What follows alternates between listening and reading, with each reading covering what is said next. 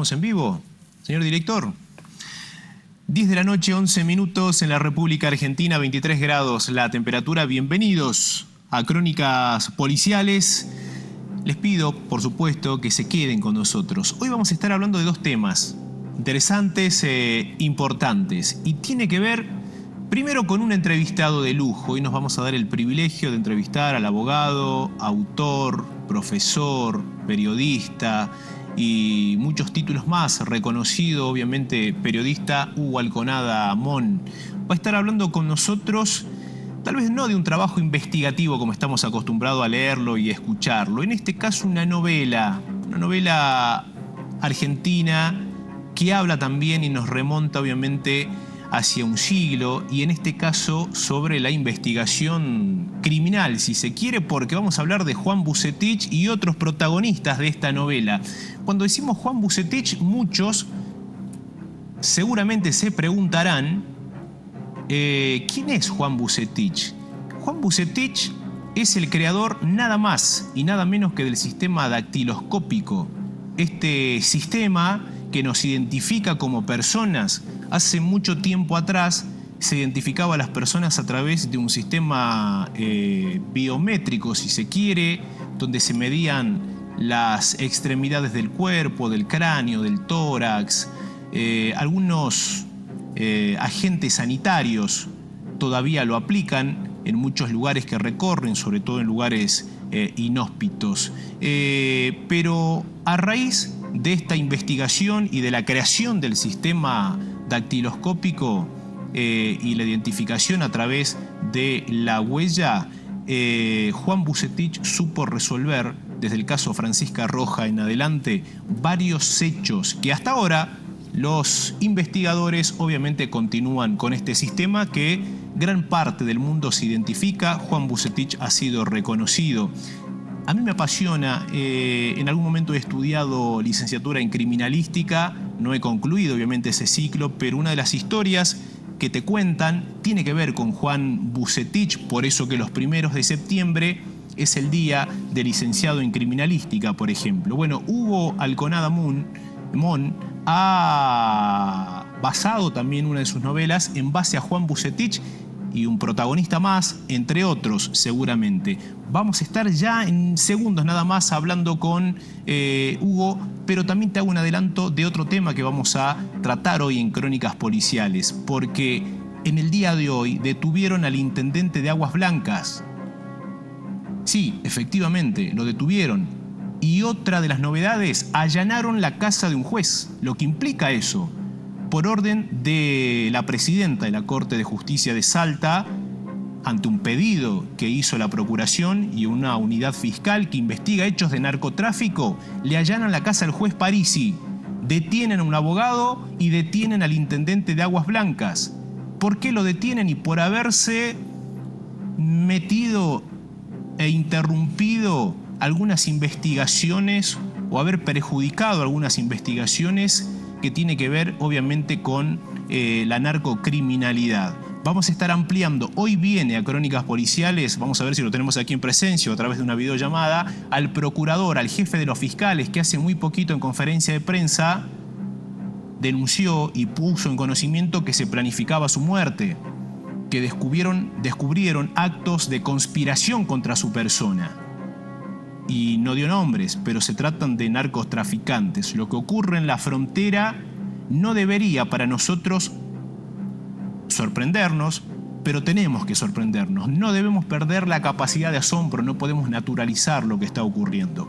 Hoy lo vamos a estar desarrollando aquí en Crónicas Policiales. Tenemos la imagen de la detención del intendente, entre otros materiales que lo vamos a estar obviamente desarrollando. Nos vamos a meter de lleno, ya está en contacto con nosotros Hugo Alconada Mon. Bienvenido, gracias por tu tiempo, buenas noches. Buenas noches, gracias por recibirme. Bueno, hacía una pequeña introducción acerca de Juan Bucetich. Yo hace muy poquito puse la foto del general Martín Miguel de Güemes, nuestro héroe gaucho aquí en la provincia de Salta, Y a otra persona que admiro por su historia también tiene que ver con Juan Vucetich, por lo que ha logrado, ¿no? Obviamente esta persona.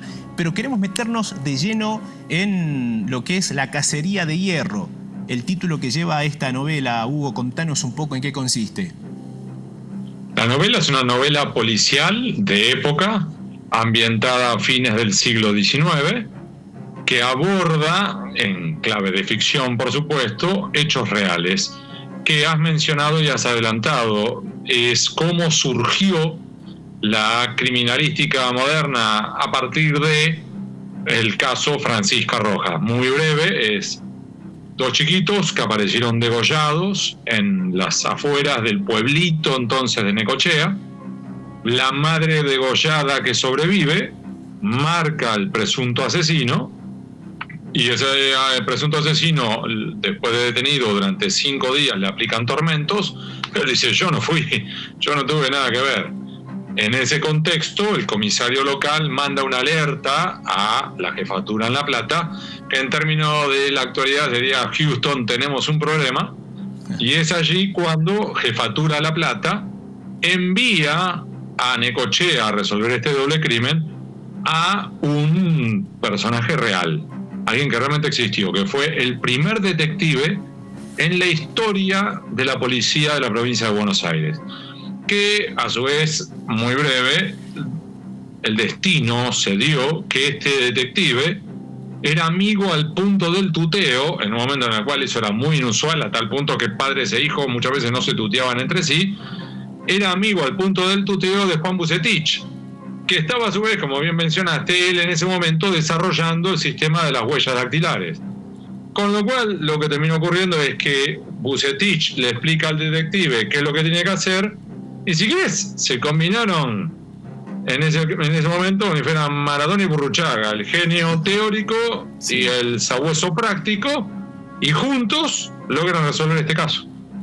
Bueno, un hecho apasionante entonces para la crónica, y repasar también un poco la historia. Hace muy poco, Hugo, he quedado sorprendido porque hay muchos que vos le nombrás Hugo Vucetich y dice quién es, ¿no? De repente con estas novelas traes un poco también nuestra historia y de qué manera nos identificamos. Preguntarte por qué el nombre y por qué decidiste meterte en esta historia.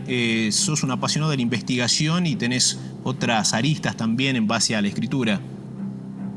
Porque llevo ya 7 años estudiando sobre mi ciudad, que es la ciudad de La Plata, tratando de entender además el periodo histórico en el cual la ciudad de La Plata se levantó, fines del siglo XIX. Estamos hablando del periodo en el cual se gestó la generación del 80, Roca, Rocha, Mitre, Pellegrini, Sarmiento, eran nombres, apellidos de esa época, definitorios en esa época.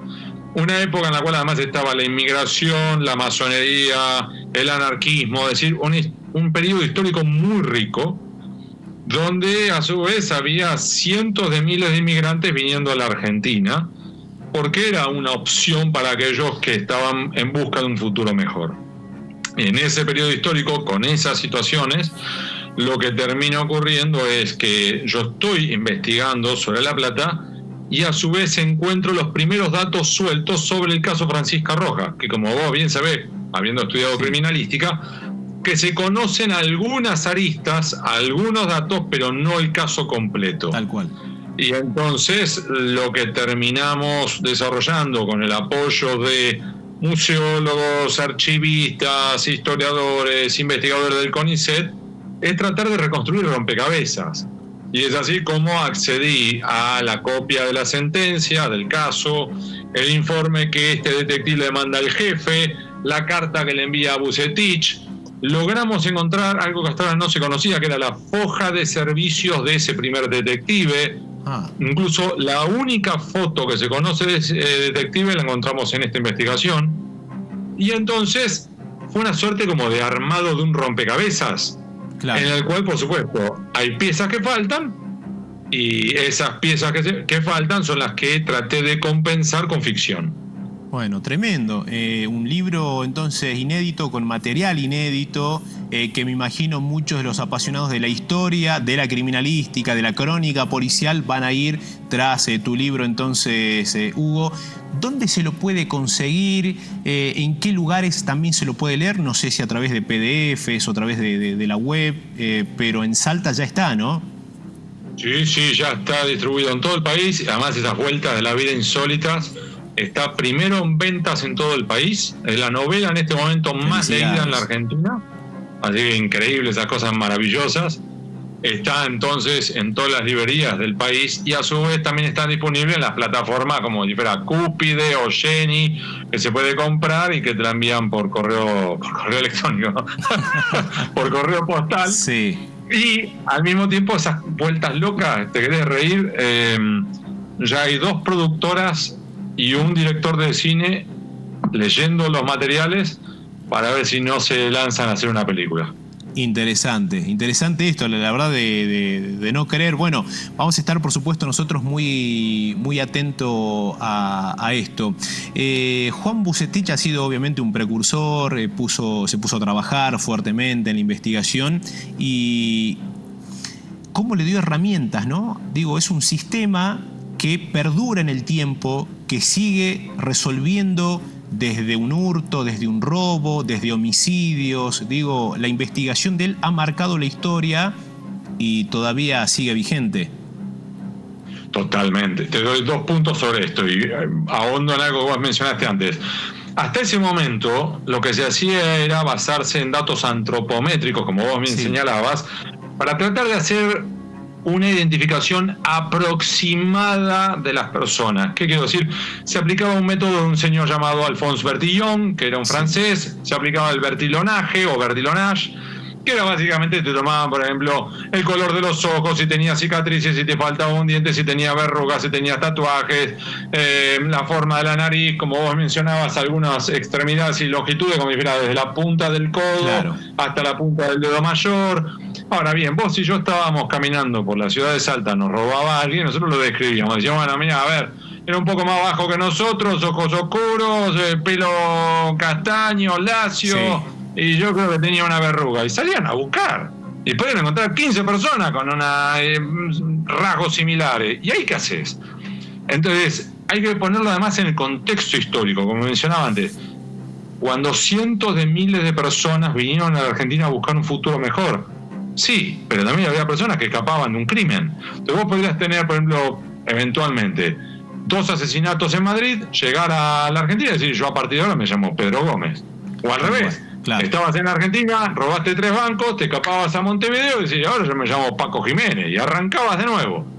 En ese contexto, lo que logró Juan Vucetich fue revolucionario, porque por primera vez te daba, vamos a decirlo en términos contemporáneos, el certificado ISO 9001 de que vos sos vos. Claro. Es decir, no había vuelta atrás. Y a su vez, para los que nos están viendo ahora, como decir, bueno, pero eso ya quedó atrás, porque ahora entre el iris y el ADN ya no es necesario utilizar las huellas dactilares. No. Yo les recuerdo a los que nos están viendo que, uno, por ejemplo, para abrir tu teléfono celular, hay muchas veces que el teléfono te pide la huella dactilar. Exacto. 2, para entrar o salir del país, vos tenés que poner el dedito en un lector de huella dactilar.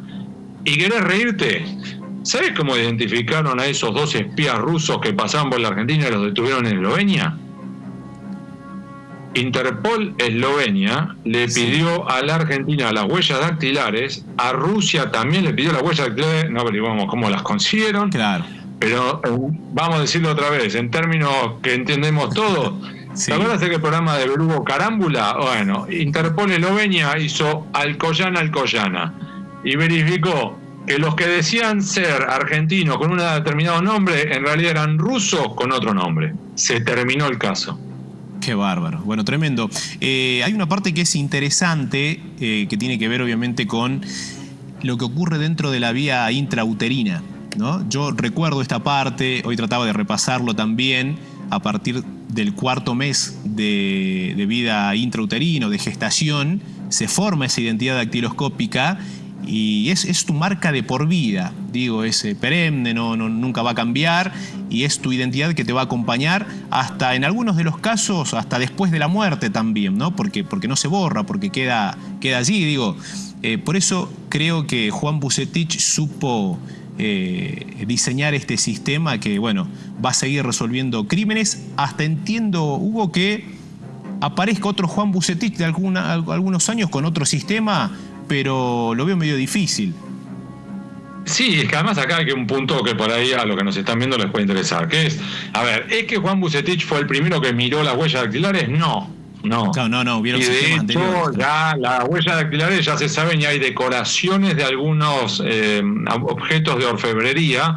Ya en la antigua China, hace miles de años que ya se juega y se mira las huellas dactilares. Claro. Y en línea con lo que vos decís, sí se fue aprendiendo durante ese siglo XIX que, por ejemplo, ¿qué pasa si te cortás? ¿Qué pasa si te quemás? Es decir, ¿esas huellas dactilares se reconstituyen o no? ¿Qué pasa cuando te morís? ¿Desaparecen o perduran?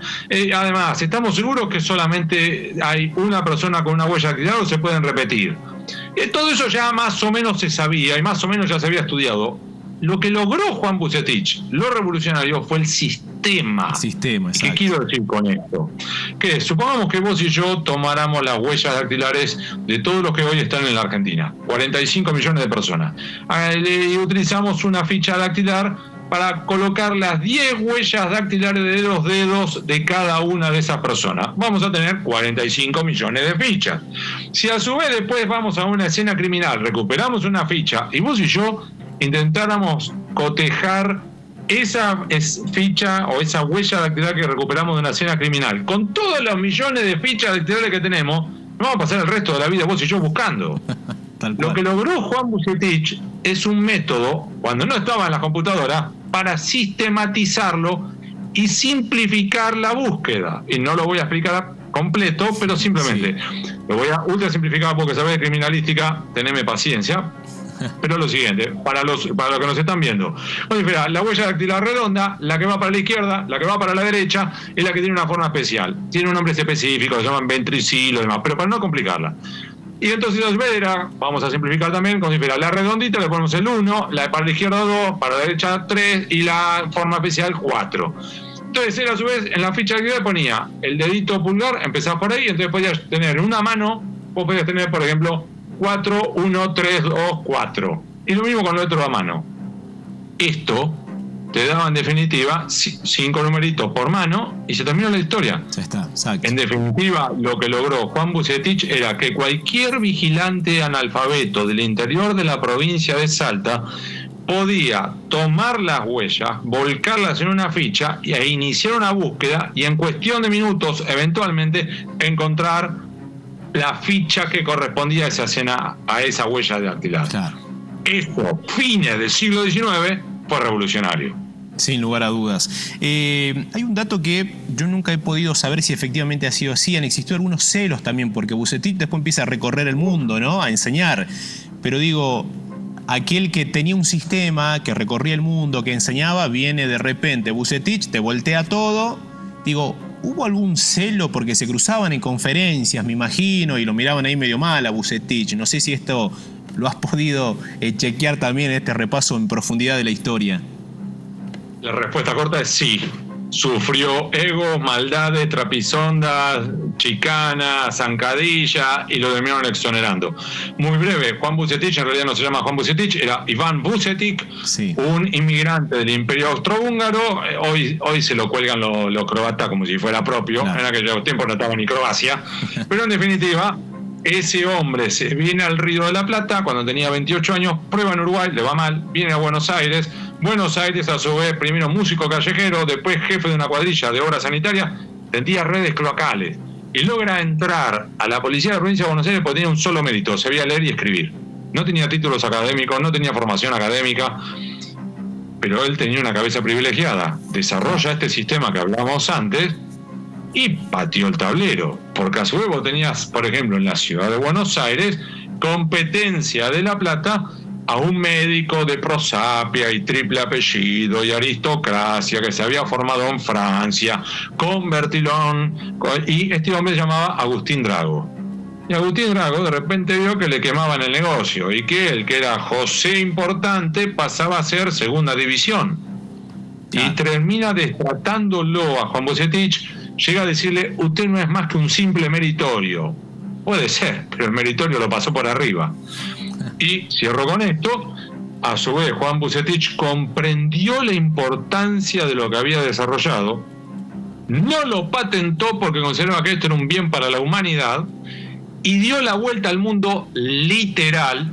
Salió y fue a China, de ahí pasa por Estados Unidos, Cuba y pasa a Europa, y en cada lugar en el cual iba explicaba el método de una manera clarita, que terminaban esos países adoptando el sistema, hasta que termina llegando a Francia, y en Francia misma terminan reconociendo el método y diciéndole a Alfonso Bertillon: muchas gracias por sus servicios prestados, córrase a un costado. ¿Te imaginas, Bertillon? Tremendo, tremendo, tremendo. ¿Murió rico, murió pobre, murió de qué manera?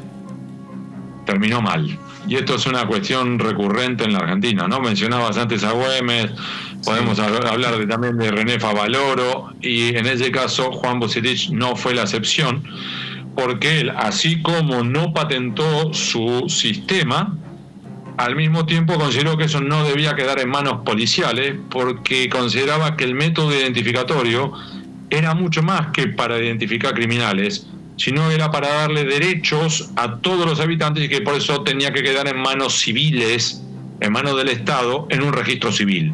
Porque en definitiva, vos podrías ser analfabeto, pero decir yo soy yo, y al mismo tiempo yo quiero identificar a mi hijo, y que mi hijo a su vez tenga derechos como argentino. Y entonces, en esa puja entre autoridades policiales y autoridades civiles, prevalecieron las civiles, pero a su vez la policía, a Bucetich, le dijeron: vos sos una cucaracha, le bajaron el pulgar. Escuchate esto: lo exoneraron de la policía y se tiene que ir a vivir a la casa de su suegro en Dolores, es decir, para los que son de Salta, es a más o menos 2 horas de La Plata, hoy, imagínate en aquellos tiempos, y murió triste, pobre, de cáncer en 1925. Recién muerto, la policía lo nombró, lo reincorporó y lo ascendió a comisario mayor post-mortem, cuando ya él no podía quejarse. Qué bárbaro, tremendo. Le pido al señor director que me ponga en la grúa, así puedan ver el libro. Yo lo tengo aquí de fondo, hicimos un fondo aquí de pantalla para que lo puedan ver y familiarizarse con la tapa. Lo pueden empezar a buscar, vayan por allí, ahí está, miren, Hugo Alconada Amón, La cacería de hierro. Una historia fascinante que narra esto, lo que nos está contando. Obviamente Hugo tiene que ver con un gran trabajo periodístico de investigación, y obviamente también ficción, la parte que no se pudo obviamente saber en su totalidad, pero creo que avanzaste profundamente en la historia. Un placer y un gusto tenerte. Sí, estabas por decirme algo, Hugo. Simplemente contarte que en la tapa verás que hay 3 hombres de espalda. Exacto. Uno es Bucetich, el otro es el primer detective en la historia de la policía de la provincia de Buenos Aires, y el tercero es Hierro, el tercer protagonista de la novela, que no te voy a decir nada para que quede la intriga para los que nos están viendo. Genial, perfecto. Un placer haber hablado con vos. Gracias por tu tiempo. Son largas horas de la noche. Seguramente tenés más entrevista o más trabajo que hacer. Te mandamos un abrazo. Muchas gracias y que tengas buena noche vos y la audiencia. Allí pasaba Hugo Alconada Amón, abogado, profesor, periodista, investigador. Bueno, la verdad que es un gusto que nos dimos hoy. ¿Y por qué entrevistamos una novela? ¿Y por qué esto es Crónicas Policiales? Y esto es parte de nuestra historia. Juan Bucetich, el creador del sistema dactiloscópico argentino que ha revolucionado obviamente todo el mundo. Vamos a cambiar de tema y nos vamos a ir a un corte, pero antes vamos a saludar a quienes hacen posible que nosotros estemos obviamente aquí con este proyecto periodístico, y tiene que ver con nuestros auspiciantes, ¿sí? Allí Tito Yarade, por supuesto, siempre que nos viste de esta manera, muy elegante. Le mandamos un abrazo allí a Silvana. Peluquería Fama, allí en Buenos Aires 482, vayan, pasen. Le mandan un saludo allí a Fer, a Manuel, que te atienden. Excelente, más mañana creo que voy a pasar por allí también, así que vamos a estar con nuestros amigos de Peluquería Fama. También, obviamente, Roberto Adrián Reyes, el estudio jurídico, abogado con trayectoria profesional. Allí usted lo ve en pantalla, uno de los casos últimos tiene miles en su haber, tiene que ver con haber llegado hasta la Corte Suprema de Justicia por el caso de la libertad de Santo Clemente Esvera, por ejemplo. Pasá por el estudio, comunicate con él, San Juan 396, o así su teléfono, que también lo ves en pantalla, 154 094 825. También te podés comunicar por mail, bueno, de la manera que creas conveniente. Estudio de Abogados Roberto Adrián Reyes. También saludamos, obviamente, a nuestro columnista, como siempre, el estudio de abogado del doctor Ignacio Saraín. Ya estará el próximo programa con nosotros hablando todos los temas de interés, cuota alimentaria, divorcio. El último programa hablamos acerca también de usurpaciones, asentamientos, bueno, todos los temas. Tiene además el doctor su estudio también con profesionales. Bueno, se puede consultar el número y todas las vías de comunicación. Y por supuesto todos los auspiciantes que tenemos aquí, el ente regulador, entre otros. Y también vamos a sumar aquí al Automóvil Club Argentino. Mira el número en pantalla, 3875-629-757 y el código QR. Si te querés hacer socio del Automóvil Club Argentino, pones tu teléfono allí en pantalla, código QR, y te lleva directamente para que te hagas socio. Tenés que llenar un formulario y listo, ya está. Sencillamente, como podés obviamente acudir a hacerte socio del club Automóvil Club Argentino. Bueno, nosotros vamos a continuar. También le mandamos un gran saludo a Doña María. Yo consumo Doña María, excelente producto, por supuesto. Tiene allí su trayectoria, riquísimo, económico. Bueno, todo lo que vos ya sabés. ¿Quién te lo cuenta? Ella. Si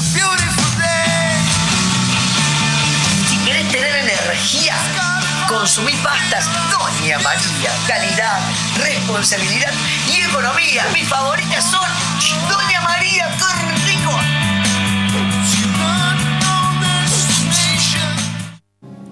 Muy bien, nosotros vamos a cumplir un breve corte publicitario y ya volvemos con el tema del día. La detención del intendente de Aguas Blancas, el allanamiento a la casa del juez de Orán Parisi, la detención de un abogado, y esto parece que todavía no termina. Más de 7 allanamientos que se han concretado en el día de hoy.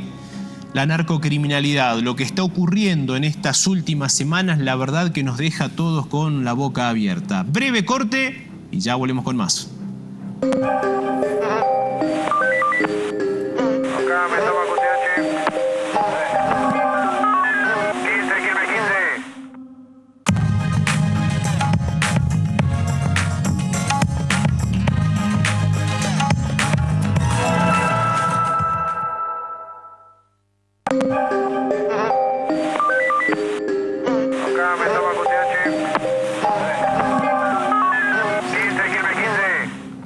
Estamos de regreso y está con nosotros el jefe de los fiscales, el procurador de la provincia de Salta, doctor Pedro García Castiela. Muchísimas gracias por acercarse. ¿Qué tal, Ángel? ¿Cómo está? Buenas tardes, buenas noches. Bueno, nosotros muy bien contando, relatando, cronicando la historia policial, judicial de Salta, lo que ocurre en el día a día.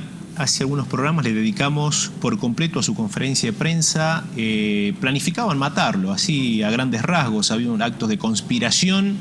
Se ha preservado, se ha reservado la investigación, no han querido dar nombres, pero yo siempre les digo a nuestros televidentes, no debemos perder la capacidad de asombro. De repente empezamos a naturalizar que tenemos jueces que ya han cumplido condenas, que hay policías que llevan 400 kilos de cocaína, que todos los días secuestran algo, ¿no? Desde cocaína. Así es. ¿Qué está pasando, doctor, sobre todo en el norte de la provincia de Salta? ¿Está tomado por narcos traficantes? No, yo no haría una sentencia de esa naturaleza, que esté tomado el norte de ninguna manera. Lo que sí ahí han estado operando células, organizaciones criminales que yo las defino siempre como polirrubro. No solamente se dedican al narcotráfico y a la mexicaneada, sino a robos muy violentos a propiedad privada, situaciones que dan renta, porque el crimen persigue la renta. Todo esto, recordemos, comenzó con el robo multimillonario a la empresa Abre el Sol, sí, de la que participaron la banda de Palavecino y el candidato intendente de Orán, Dimas Ruiz. Exacto.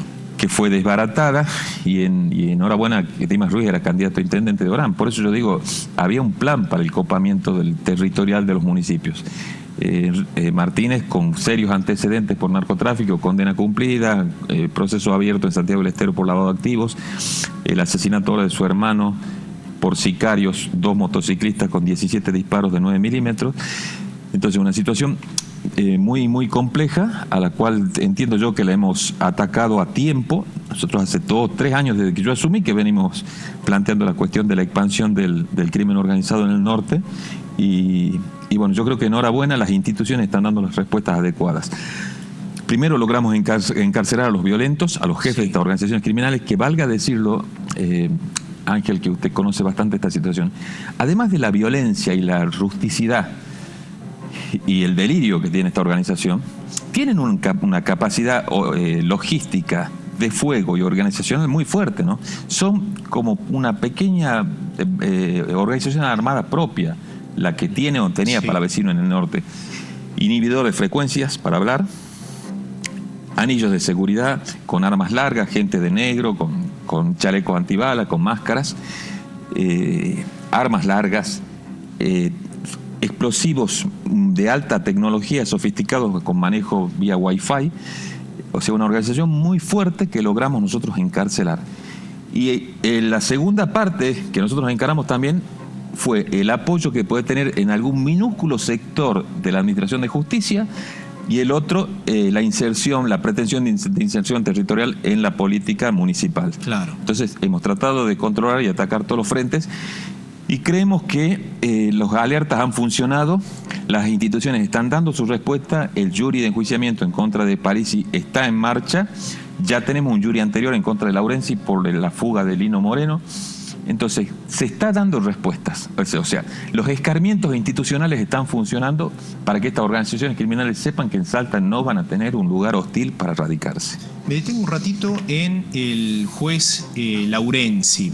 Me gustaría, doctor, que usted le explique a nuestra audiencia cuál era el rol de él como administrador de justicia. Digo, cuáles son las responsabilidades que pasaban por él, las decisiones que pasaban por él, y por qué hoy sorprendentemente se le allana la casa con el visto bueno de la presidenta de la Corte de Justicia. Bueno, hay que reconocer primeramente que hay una preocupación compartida y un acompañamiento en lo que hace a los objetivos de investigación y de persecución del crimen organizado con la Corte de Justicia, ¿no? En eso, como primeramente, estamos de acuerdo. Hay una diferencia muy fuerte entre el caso de Laurenzi y Parisi, porque lo de Laurenzi fue la fuga, el no retorno, que se convirtió en fuga, de un sujeto al cual yo conocí muy bien, porque yo fui querellante en contra de él en la primera etapa del crimen de Lina Ledesma. Estamos hablando de Lino Moreno, que no regresa el domingo al horario que tenía que regresar de la salida transitoria que autorizó el juez, y el problema es que el juez demora, por negligencia, torpeza, lo que fuere, demoró como 30 días la debida inserción en el SIFCOP, que es el sistema de búsqueda, y imagínense en Orán en 30 días, ¿dónde puede haber ido a parar? Claro. Es una cuestión que yo la asimilaría cuanto menos generosamente con la negligencia. El caso de Parisi es totalmente diferente, porque Parisi está comprometido en 5 causas penales, todas por cobros para otorgamiento de beneficios irregulares, entorpecimiento de investigaciones. No nos olvidemos que la familia del mismo Dimas Ruiz y la abogada Dómene denunciaron que para la concesión de la domiciliaria, cuando fue el robo de Abra el Sol, les cobró $15.000 para conceder esa domiciliaria, que después fue revocada por impugnación, ¿no? ¿Ustedes han podido así, determinar eso? Digo, empezamos, en estos casos, la cantidad de dinero que se pedía, digo, era... Lamentablemente en Orán es como que estaba tarifada la prisión domiciliaria. 200.000, 400.000 para arriba.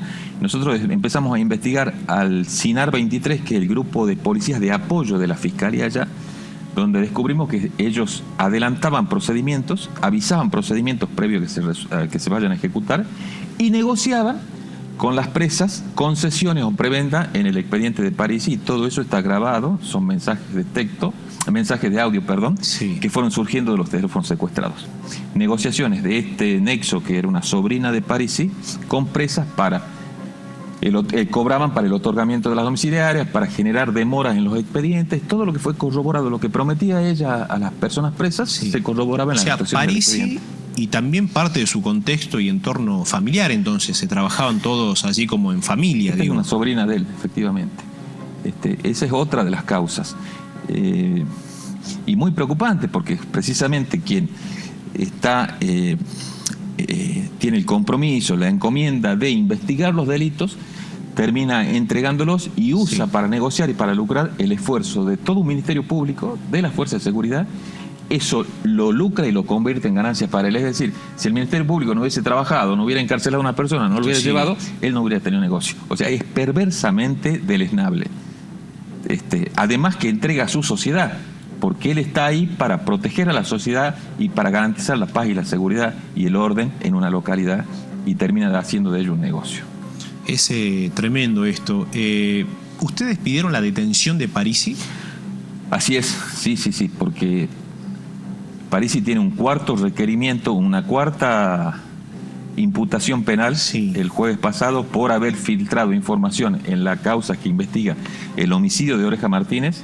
Indebidamente le permitió al abogado Ortega que conozca todo el contenido de lo que la Fiscalía estaba pidiendo de allanamientos, cosas que nunca puede saber un allanado.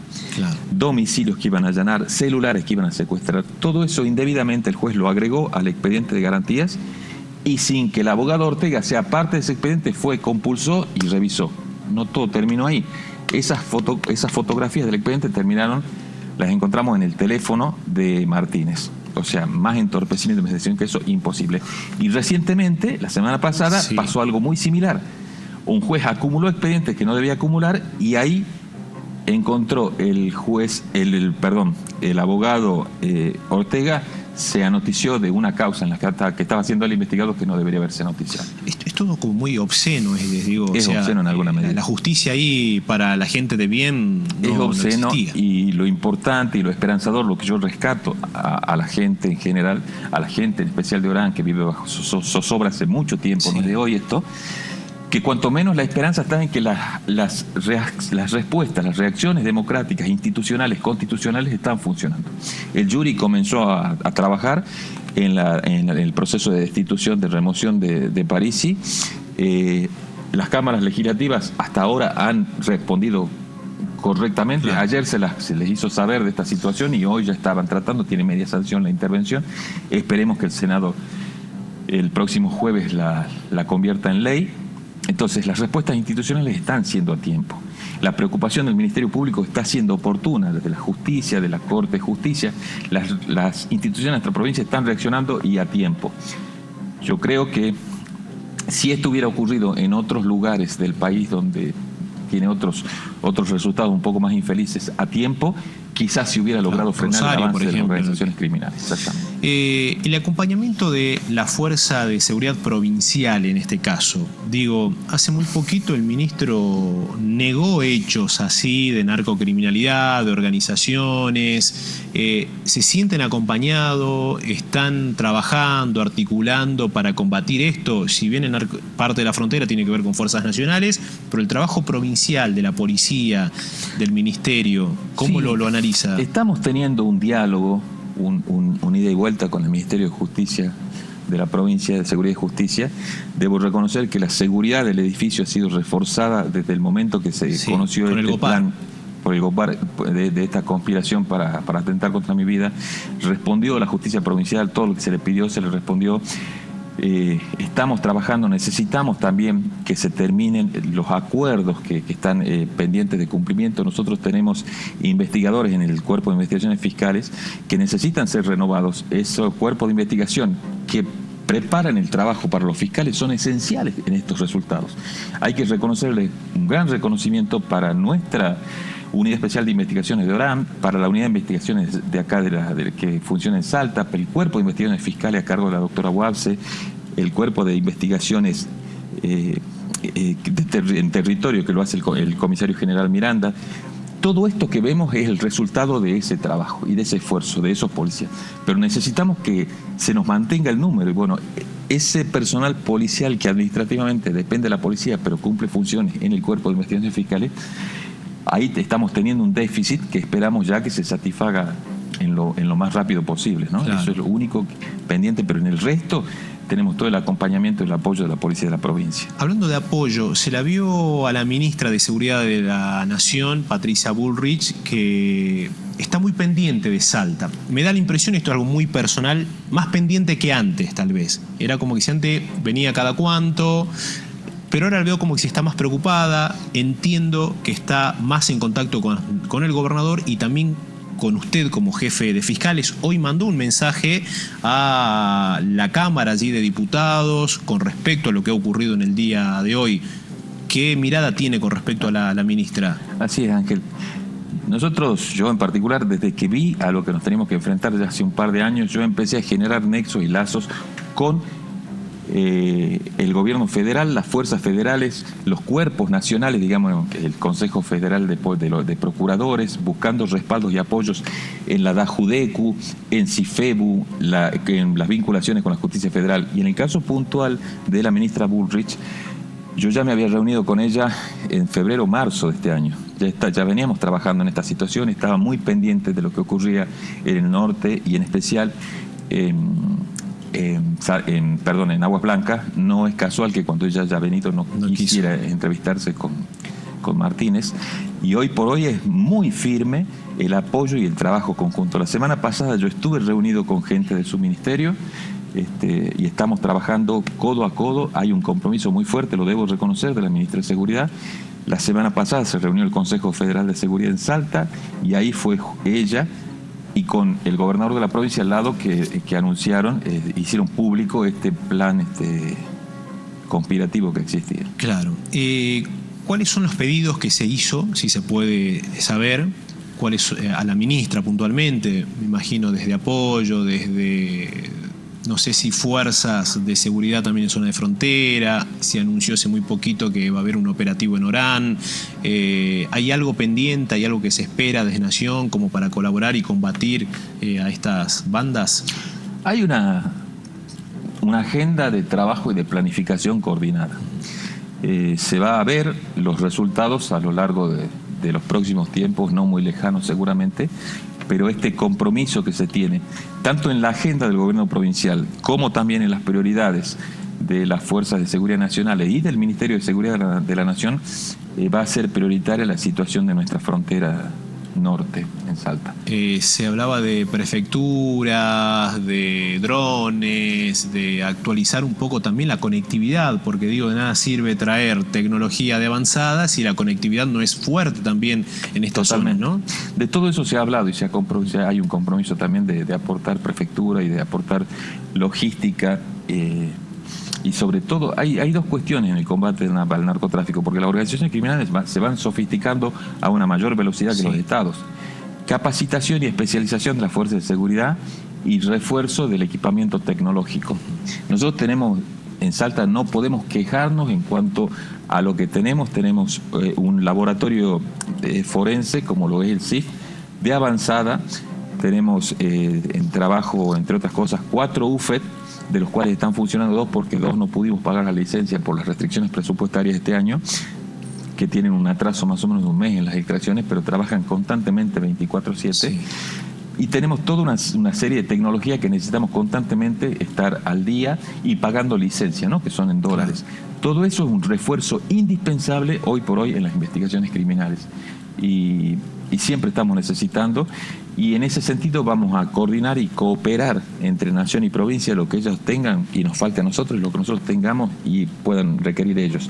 En cuanto a expansión territorial y en cuanto a logística, acá la tenemos y ellos pueden cooperar con otro tipo de tecnologías. Doctor, ladrillos de cocaína se secuestran casi todos los días o días de por medio, ¿no? En menor, mediana o gran cantidad. ¿Ustedes manejan alguna estimación de cuánta droga ingresa o se mueve o pasa o llega hacia la provincia de Salta? Digo, porque el narcotráfico está creciendo. Digo, más allá del combate que se le está dando, están muy bien organizados. No, en cuanto a una cuantificación numérica precisa no la hay, pero sí hay una cuestión indiciaria muy fuerte, que la cantidad el pesaje, el quilaje de los cargamentos que están secuestrando está superando sensiblemente a años anteriores. Hoy por hoy es común hablar de cargas de 400 kilos, 500 kilos, 80 kilos, que eso es mucho. Antes un secuestro de 800 kilos era histórico para el la operativo la Carbón Blanco, que fue... Ese fue de 800 kilos, una tonelada. Pero acá hay una frecuencia muy fuerte en grandes cantidades. Pero yo insisto en una situación. No es menos importante. Son importantes los secuestros, desde luego. Pero más importante que los secuestros es el desbaratamiento de la organización criminal.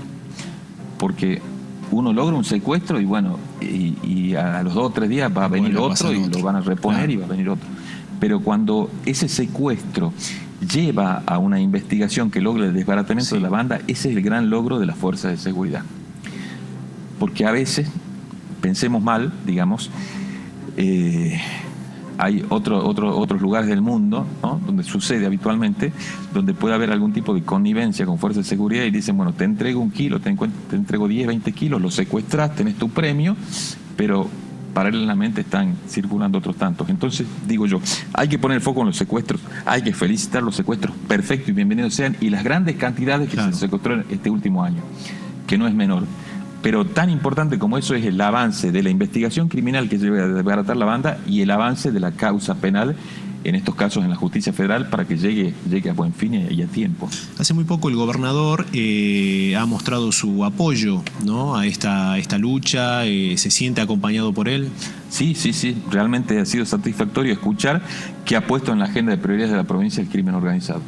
Y esto no había ocurrido nunca antes en Salta, nunca un procurador había puesto en la mesa el crimen organizado, como así tampoco un gobernador se atreva a plantearlo. Bueno, acá tenemos un problema que hay que solucionarlo y ponerlo sobre la mesa, más allá de algún costo político que supongo yo que eso pudiese tener, pero la valentía está en hablarlo y ser sincero ante la sociedad y poner el problema, y que esta puesta en la agenda empiece a generar soluciones y respuestas institucionales y democráticas, como ha sido hoy el tratamiento en la Cámara de Diputados, o como es también la apertura del jury de enjuiciamiento.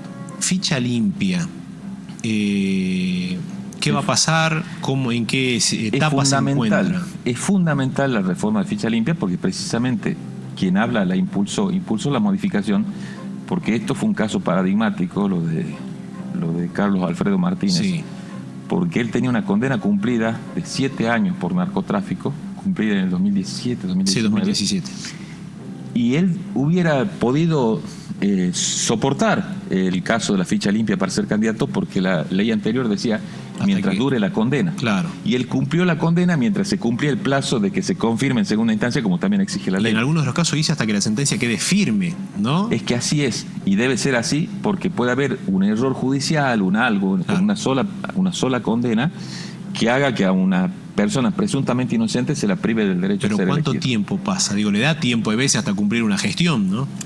Por eso, pero una sana interpretación de la Convención Americana de los Derechos Humanos dice que la ejecutoriedad de una condena penal se cumple con el doble conforme. Doble conforme es que haya 2 sentencias consecutivas. Claro.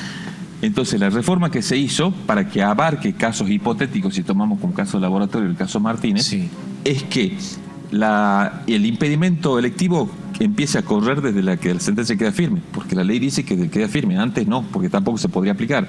Entonces se computa ese momento y por el doble de duración de la condena. Entonces ahí sí tenemos una suerte de garantía mucho más fuerte para que no pasen estos episodios, porque seguramente nada va a frenar las pretensiones del crimen organizado de continuar avanzando. Seguramente se van a presentar nuevos y futuros Carlos Martínez que quieran algún tipo de inserción en la política, como pasa en todos los lugares del mundo. Y así van a tener ya una barrera que exactamente. Que yo siempre predico a las cámaras nacionales, a los legisladores nacionales que se ocupen de temas muy importantes como estos y no en otras cosas que pueden ser no trascendentes o no beneficiosas para el conjunto de la sociedad.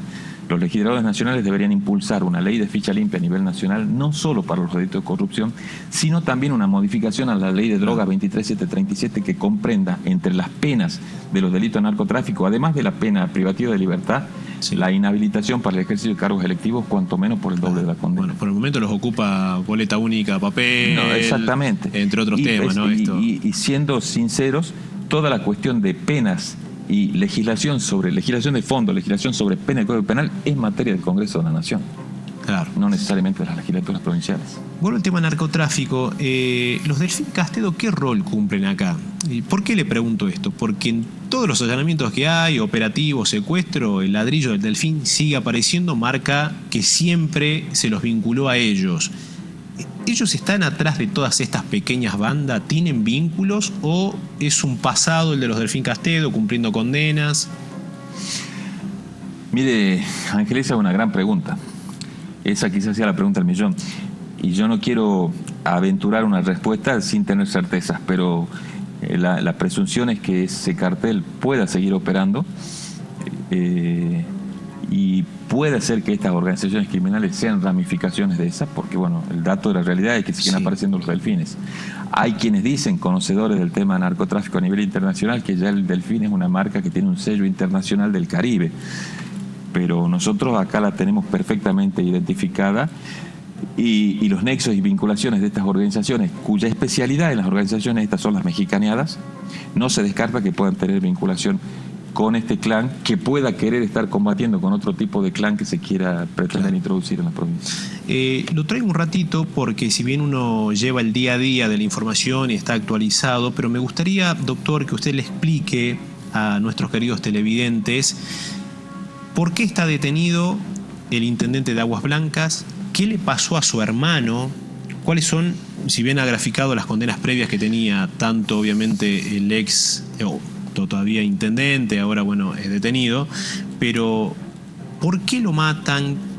¿Hay personas detenidas con respecto a eso? Digo, que me cuente un poco la historia para entender qué rodea en la historia de los Martínez. Un poquito compleja la explicación, lo voy a tratar de ser lo más sintética posible. Yo la he leído varias veces y también por ahí uno se pierde un poco en algún momento. Oreja Martínez, hermano del intendente Carlos Martínez. Oreja Martínez, comprometido en condenas por narcotráfico, condenas por violencia de género porque la quiso matar a la esposa, gozando de una prisión domiciliaria concedida por un juez de la provincia, en este caso París. Sí. Gana las elecciones Martínez ya con una fuerte dosis de sospecha, ¿no? Porque ya los fiscales ya venían advirtiendo situaciones de vinculación, vasos comunicantes entre Martínez, Dimas Ruiz y las otras organizaciones.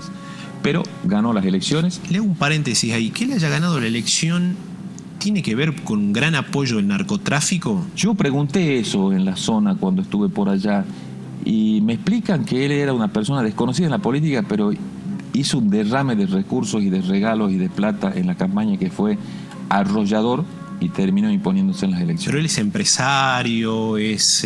no sé, ¿de dónde no le surge? Conozco su actividad, su actividad. Pero de repente comercial, aparece, nadie lo conoce, empieza a repartir muchas cosas y se convierte en intendente. Con muchos recursos económicos. ¿Hace cuántos años que es intendente? No, Martínez ganó en las últimas elecciones. En las últimas elecciones. Sí, en las últimas elecciones gana. Al muy poco tiempo aparece acribillado en un crimen claramente sicario. El hermano estaba un domingo a la tarde en el jardín de su casa. Esta es la imagen, del momento que lo... Aparecieron dos motocicletas a gran velocidad y le descargaron dos cartuchos cada uno de una 9 milímetros. Sí. Había 17 vainas, de las cuales 9 impactaron en el cuerpo del hermano del intendente Martínez. Se comienza la investigación, empiezan a llegar testigos de identidad reservada, información... por el sistema de denuncia web, informaciones que se notaba que eran anónimas, pero marcando determinados datos de investigación, algunas que lo involucraban al hermano. Hubo problemas y dificultades en el secuestro de los celulares. Entonces, cuando sigue investigando la unidad fiscal este crimen de Oreja Martínez, ahí se pide 9 allanamientos, 9 domicilios, una cantidad determinada de celulares, y el juez Parisi demora y no autoriza los allanamientos. Y le pide a la Fiscalía, algo insólito, que nunca ocurrió, que especifique la marca de los celulares que estaban pidiendo. En ese interín y en esas demoras, él incorporó todo el bagaje de investigación que tenía la Fiscalía, que debería ser secreto, cosa que tampoco se hace, lo fotocopió y lo incorporó al expediente de garantías, el expediente que es público para las partes. Claro. A ese expediente de garantías fue el abogado Ortega, que no era parte en las actuaciones, sino que él había sido abogado en otra causa del intendente Martínez. Sí. No siendo parte, va al juzgado, se entera, saca copias y firma, o sea, se entera de todo lo que querían hacer los fiscales con los allanamientos y los secuestros. Claro, y tener la puerta abierta, digo, para hacer lo que él quiera. Exactamente. Sí. Y la frutilla del postre es que cuando logramos obtener ese celular que negaba este juez Parisi, que nos los concedió el Tribunal de Impugnación a los allanamientos, cuando se logra el secuestro del celular de Martínez, en ese celular estaba toda la información que había sido robada del expediente. Por esa situación, y eso es claramente un entorpecimiento de la investigación, porque con este anoticiamiento de Martínez no sabemos qué él logró esconder y todo el tiempo que tuvo, con toda la demora que le facilitó el juez Parisi, no sabemos qué escondió y si nos perjudicó o no la investigación del crimen de su hermano. Al aparecer toda esta documentación en el celular de Martínez, es que se promueve una cuarta causa, que es por entorpecimiento de la investigación, y es esta en contra de Martínez, el abogado Ortega y el juez Parisi. Y la semana pasada hubo otra filtración indebida de información, de conocimiento de causas, sí, porque son varias las causas, por una incorporación, quizás sea un error administrativo o algo, de causas unificadas a las que accedió Ortega y se enteró de otras investigaciones. Entonces ya directamente es una detención, quiero aclarar que hay dos causales que pueden un juez de garantías privar precautoriamente a una persona. El peligro de fuga o el entorpecimiento. El peligro de fuga se neutraliza cuando va la persona, se presenta al juzgado y dice, no, yo estoy acá, ofrezco una caución, todo. Claro. No es este el caso. El caso es la detención por entorpecimiento. Por eso no se neutralizó la detención hoy cuando se presentó con el abogado Palmier. Igualmente fue detenido, porque no era la causal la fuga, sino que estén entorpeciendo la investigación. ¿Va a insistir con la detención de Parisi? Ya está solicitada. La unidad fiscal es la que la solicitó. Pero él, al tener fueros todavía al día de hoy, eso depende. La Corte de Justicia autorizó el allanamiento del domicilio. Claro. Pero la remoción del cargo va a depender de lo que decida el jury. Y capaz es muy probable que tengamos que enfrentarnos a un juicio político, donde yo soy el acusador, es un proceso oral, donde se van a ventilar todas las cuestiones en contra de París. Y bueno, bienvenido sea. Yo algo sé de juicios orales, así que esperanzado en que ocurra. ¿Van a continuar los allanamientos? ¿Se vienen? Me imagino que esto no ha terminado aquí. No, por ahora estamos con unas investigaciones muy aceleradas, muy fuertes. Ya hay varias de las causas elevadas a juicio. Por ejemplo, Abre el Sol creo que ya fue elevada a juicio, se van a aproximar las audiencias de debate. Y bueno, la causa por la investigación del crimen de Oreja Martínez está en curso. Es una investigación que está en pleno trámite, pero sí, naturalmente, yo creo que este es un pico de tensión, que bueno, es un caso único en la historia judicial de Salta, pero bueno, creo que quizás volvamos a la regularidad en la medida de que esta violencia frene, ¿no? Hay mensajes, ¿no? Digo, ustedes los investigadores siempre están atentos a los movimientos y a los mensajes. Ustedes hoy han dado un mensaje a las bandas narcos criminales o los que están organizados allí en el norte. ¿Temen por algún mensaje en los próximos días? Digo, no sé, siempre que hay algún anuncio, que ustedes dan 3 pasos, avanzan, arrestan, detienen, van en profundidad, desde el otro lado se contesta algo.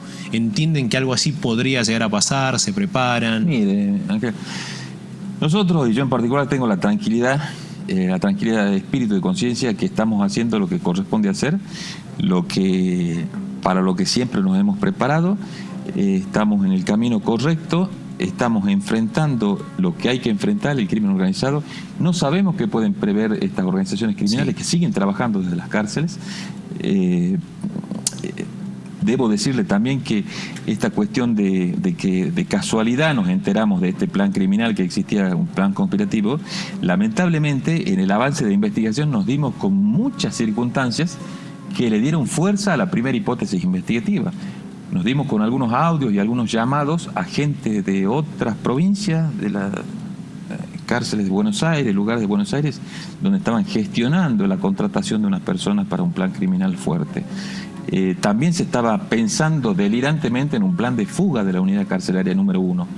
De acá, de Villa Las Rosas. De Villa Las Rosas. O sea que es gente preocupante, es gente, son situaciones a las que no estamos acostumbrados, pero hay que ponernos rápido Claro. en costumbre, digamos, Doctor, porque si no ¿su nos van a llevar puestos. planificación o esto de planificar matarlo a usted, se lo planificaba desde la cárcel? Desde la cárcel, sí. Lo que sí lograron hacer también es inteligencia. ¿Desde Villa Las Rosas? Desde Villa Las Rosas. Inteligencia de seguimientos y de lugares a los que yo concurría habitualmente, que están ahí corroborados en la información que ellos manejaban, efectivamente, donde se me podía encontrar con mucha facilidad. Y la idea era contratar a gente de Buenos Aires, o sea, y ellos concretar el hecho. El homicidio, exactamente. ¿Pero presos o cómo era?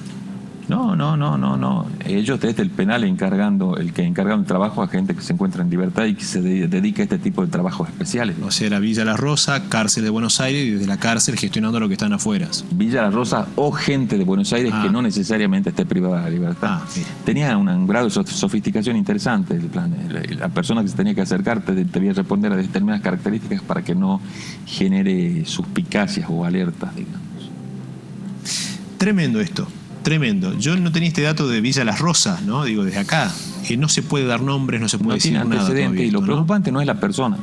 Lo grave es que la locura, el delirio de esta gente era un mensaje destinado a exigir por la liberación de 6 personas que están presas ahí, 6 sicarios.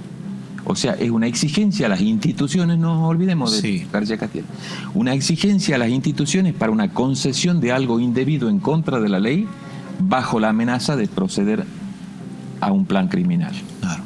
Ustedes se van a preservar los nombres, ¿no? No lo van a dar. No, por el momento sí, hasta que no terminen las investigaciones, sí se van a preservar. Bien, son personas que ya están hace muchos años cumpliendo condenas. Fueron personas encarceladas en estos últimos 2 años. Doctor, ha sido muy amable, le agradezco por su tiempo. Por favor, a ustedes que tengan buenas noches. Buenas noches.